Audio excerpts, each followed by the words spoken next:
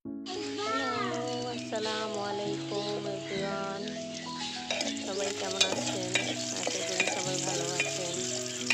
এই যে দেখেন আমি আজকে কি রান্না করছি। হাঁড়িতে দিয়ে দিয়েছি হচ্ছে তেল, পেঁয়াজ, কিছু শুকনা মরিচ ভেজে তারপর হচ্ছে এখন মশলা দিয়ে দিলাম। আগুনের তাপ অনেক বেশি।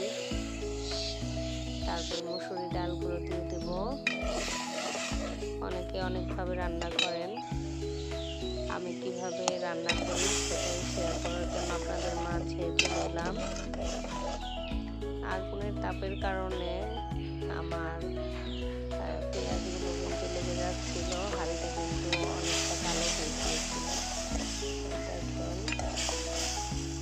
ডালগুলো দিয়ে ভালো করে কষিয়ে নিচ্ছি।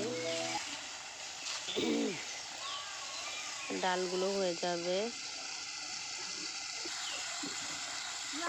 এই যে আমার কেটে রাখা এবং ধুয়ে রাখা পুঁই শাকগুলো এখন দিয়ে দিলাম।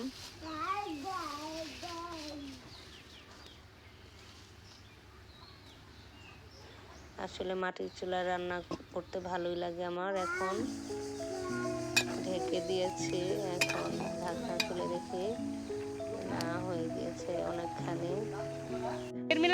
দেখেন পানিও উঠে গেছে। কোনখানে হয় এখন রান্নার পাশাপাশি আপনার ভাইয়ার সাথে আবার একটু ভিক্ষার আবার মিলাদ হচ্ছে।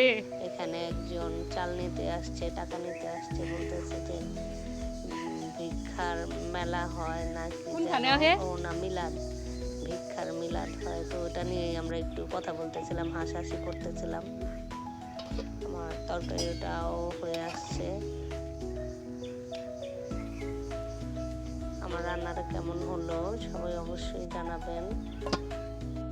খেতে কিন্তু খুবই মজার ছিল। পুঁইশাক ডাল দিয়ে রান্না করতে খুব ভালোই লাগে, পুঁইশাক দিয়ে গরুর গোশত খুব ভালো লাগে। সবাই ভালো থাকবেন। আসসালামু আলাইকুম।